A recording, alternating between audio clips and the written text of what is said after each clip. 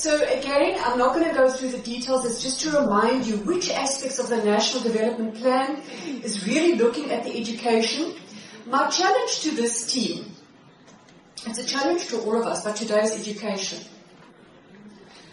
Whilst your focus is basic education, do not lose sight of the value chain that you are building for the future.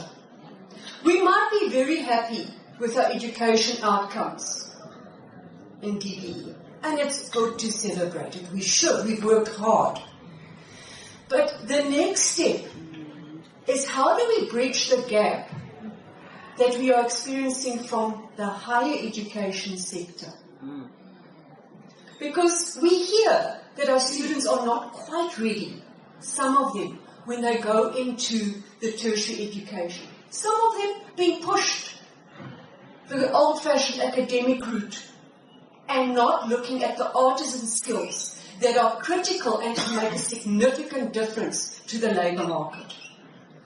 Another fruitful thought. Our girls are doing very well at school. They're doing brilliantly at education tertiary sector. Brilliantly. Yet, representation in the labour market is still significantly less. Where are we going wrong? Now, we won't have time the next 2 days to think about those things, but I thought it would be important that we start sowing those seeds of thought.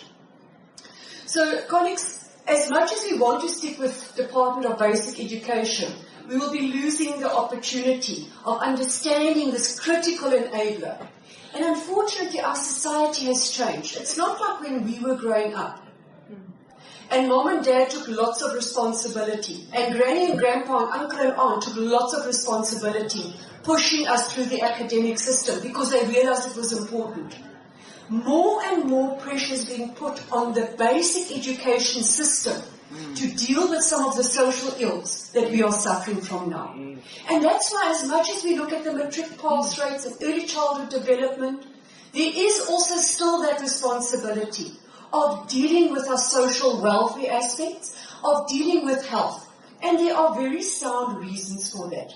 As I indicated, colleagues, I'm not going to go through every single slide, but our colleague has already touched on the learning outcomes and skills.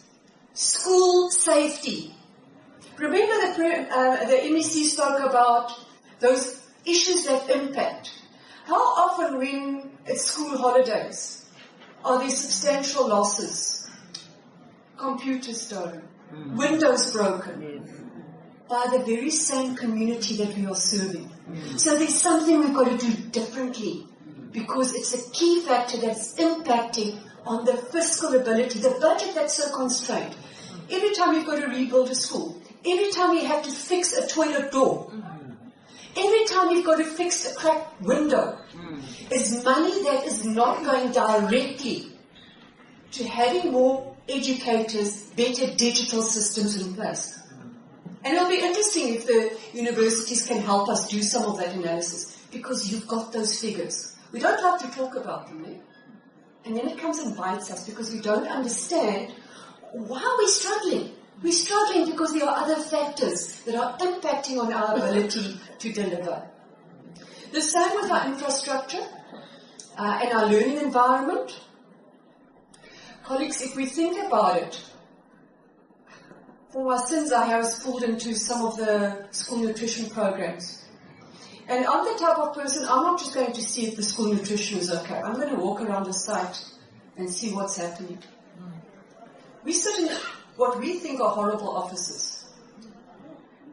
Have you seen the offices that some of the headmasters are operating from?